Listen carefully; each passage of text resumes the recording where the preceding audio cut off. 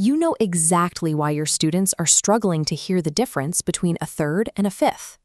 You have the pedagogical insight to solve the problem, but lack the software engineering skills to build the app they need. Today, we are closing that gap. You will build a functional, customized interval training app, and we will do it in the next 6 minutes. We accomplish this through vibe coding using Google Gemini. Instead of writing manual programming syntax, you describe what you want in plain English, and the AI manages the underlying implementation. To start, you only need 3 things: a Google account, the Chrome browser, and a clear classroom problem. This removes the barrier of learning a programming language. While the AI generates the code, your role shifts toward formulating the intent, steering the context, and assessing the quality of the final tool. Before you type a single word into an AI prompt, you must plan your logic. To prevent vague instructions, we use the CTC framework: context, task, and constraint. This is the blueprint for writing prompts that Gemini can actually execute. Context defines who is using the app. You must tell the AI that this tool is for a 12-year-old student who has never used a digital music app before and is learning to identify intervals by ear. The task describes the student's actions. Instruct the AI to show 4 touch-friendly buttons and play 2 notes sequentially when the student clicks Listen Again. The constraint sets the boundaries. Explicitly list what the app should leave out, like timers, score counters, or complex menus, to keep the interface focused.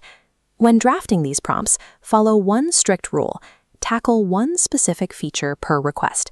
If you need a composition grid and an audio playback system, build and test them in separate steps. Without these specific boundaries, the AI will make assumptions that result in generic, unusable code.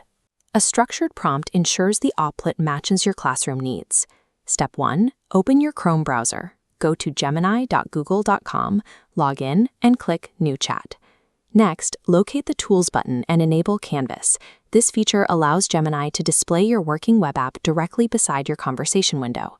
Now, paste your completed CTC prompt into the message box and execute the command. Within seconds, the AI generates the code, and the functional interface of your interval trainer will appear in the Canvas window. Test it immediately. Click every button, listen to the notes, and verify that the feedback messages for correct and incorrect answers work exactly as described. Treat this first output as a rough draft. You are collaborating with a capable but literal assistant who writes code quickly but requires your supervision to ensure it meets pedagogical standards. Your initial test will often reveal a logic bug. For example, the interface looks correct, but tapping a button produces no sound. When a feature fails, stop. Before typing a new prompt, use a 4-step debugging workflow to isolate the error. First, detail the current state. Type, "The play button appears, but clicking it does nothing. There is no sound and no visual change."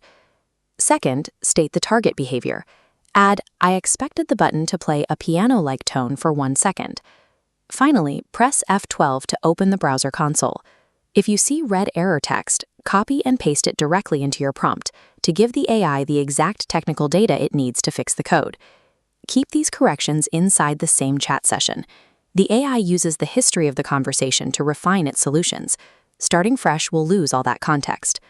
Once the fix works, manually save a copy of the functional code before you ask the AI to add any new features.